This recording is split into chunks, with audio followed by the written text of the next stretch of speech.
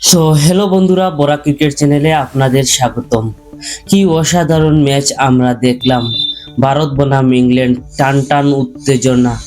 বিশ্বাস করুন, 1 মিনিটের জন্য চোখ সরানো যাচ্ছিল না। তো বন্ধুরা, ইংল্যান্ড টসে জিতে ফিল্ডিং করার সিদ্ধান্ত নেন। টস কিন্তু এই ম্যাচে এত বেশি ফ্যাক্টর ছিল না। আমাদের সূর্যকুমার যাদব তিনি বলেছেন, তিনিও যদি টস জিতেন তাহলে ব্যাটিং করার সিদ্ধান্ত নিতেন। তো ওপেনিং এ আসেন আমাদের ব্যাটসম্যানরা সঞ্জু স্যামসন, অভিষেক শর্মা ওই 7 বলে 9 রান করে আউট হয়ে গিয়েছেন। তিনি কিন্তু এবার ওয়ার্ল্ড কাপে একেবারে ফেল, ওনার ব্যাট থেকে রানও আসছে না। যাই হোক, আমাদের সূর্যকুমার যাদব একটি ভিডিওতে আগেই বলেছেন, যদি অভিষেক শর্মার রান নাও আসে তবু তারা ম্যানেজ করে নেবেন। আর বন্ধুরা, সঞ্জু স্যামসনের কথা কি বলবো ভাই, ওই ছেলেটা ইডেন গার্ডেন্সের যে ফর্ম নিয়ে মাঠের মধ্যে নেমেছিলেন, সেই একই ফর্ম মুম্বাই ওয়ানডে মাঠের মধ্যে দেখিয়ে দিলেন। অনবদ্য পারফরমেন্স খেলে যাচ্ছেন। তো অভিষেক শর্মা আউট হওয়ার পর ঈশান কিশনের সঙ্গে যে পার্টনারশিপ হয়েছিল, তখন ভারত অনেকক্ষণ এগিয়ে গিয়েছিল। বন্ধুরা, এখানে আপনাদেরকে বলে দিই, সঞ্জু স্যামসন কিন্তু একবার আউট হয়ে গিয়েছিলেন। হ্যারি ব্রুক ওনার ক্যাচ ছাড়ছেন, ক্যাচ ছাড়াই মানে তাদের উপরে অনেকটাই ভারী হয়ে গিয়েছে। আর আমাদের সঞ্জু স্যামসন এই ক্যাচের ফায়দা উঠিয়ে শেষ পর্যন্ত তিনি 89 রান করলেন 42 বলে। 8টি 4, 7টি ছক্কা মারছেন, একবার ভেবে দেখুন। বন্ধুরা, আমাদের প্রত্যেকটি প্লেয়ার যে ব্যাট করতে নামছেন, শুভম ডুবে বলুন, হার্দিক পান্ডিয়া বলুন, তিলক বর্মা বলুন, সবাই ইম্প্যাক্টফুল পারফরমেন্স করে গিয়েছেন। সব মিলিয়ে আমাদের রান হয়েছে 253 রান। একটি উঁচু পাহাড়ের মতন স্কোর বেঁধে দিলেন ইংল্যান্ডকে। বন্ধুরা, ইংল্যান্ড যখন 153 রান চেস করতে ব্যাট করতে আসে, আমরা তো ভেবেছিলাম ভারত তো আজ একতরফাই ম্যাচ জিতে যাবে।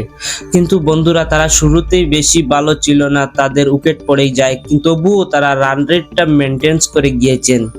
এমনকি তাদের মধ্যে জস বেথেল নামের একটি ছেলে, ওই ছেলেটা ভাই কি অসাধারণ পারফরমেন্স করছেন। বন্ধুরা, আমাদের ভারতীয় বোলাররা খুব গাবড়ে গিয়েছিল। আর বোলারদের মধ্যে আমাদের ভারতীয় ফিল্ডিংটা খুব ভালোই করেছিল। অক্ষর পটেলের কথা কি বলবো ভাই, ওই ছেলে বোলিং এ কিন্তু একটু রান খেয়েছেন, তবে ফিল্ডিং এ অসাধারণ ফিল্ডিং করছেন। 24 মিটার দৌড়ে একটি ড্রাইভ মারে ক্যাচ নিয়েছেন। এমনকি তিনি বাউন্ডারি লাইনে একটি ক্যাচ তিনি কন্ট্রোল না করতে গিয়ে শুভম ডুবের হাতে ক্যাচ দিয়ে ওইখানটাতেই ম্যাচটা অনেকক্ষণ ভারতের দিকে এগিয়ে যায়। তবু ইংল্যান্ড কিন্তু আবার ম্যাচের মধ্যে ঘুরে দাঁড়ায়। আর আমাদের তো অনেক টেনশন হয়ে গিয়েছিল, 253 রান করার পরও যদি ম্যাচটা হাত ছাড়তে হয়, তাহলে তার থেকে আর কতটুকু রান করার দরকার ছিল। বন্ধুরা, শেষ পর্যন্ত আমাদের গর্ব করি জাসপ্রীত বুমরাকে নিয়ে। তিনি যখন সেই স্পেল 1 ওভারে মাত্র 6 রান দিয়ে ম্যাচটিকে পুরোপুরি ভারতের দিকে নিয়ে আসেন, তখন আর ইংল্যান্ড ম্যাচের মধ্যে পিছিয়ে পড়ে। এমনকি বন্ধুরা, হার্দিক পান্ডিয়া যখন আসেন, তখন স্যাম করনের একটি উইকেট গুরুত্বপূর্ণ আমাদের প্লেয়ার তিলক বর্মা বাউন্ডারি লাইনে ক্যাচ নেন। বন্ধুরা, শেষ ওভারে যখন শুভম ডুবে আসে, তখন তাদের 6 বলে 29 রান লেগেছিল। তখন ভারতের হার্দিক পান্ডিয়ার থ্রোতে সঞ্জু স্যামসন রান আউট করে নেন ওই জস বেথেল কিন্তু আজ প্রায় 48 বলে 105 রান করে ফেলেছেন। অনবদ্য পারফরমেন্স করেই যাচ্ছেন। তিনি তো পুরো ইংল্যান্ড কি ম্যাচের মধ্যে টিকিয়েছিলেন। তো বন্ধুরা, যখন জস বেথেল রান আউট হয়ে যান, তখন ভারত পুরোপুরি আমরা প্রেসার মুক্ত হয়ে গিয়েছিলাম।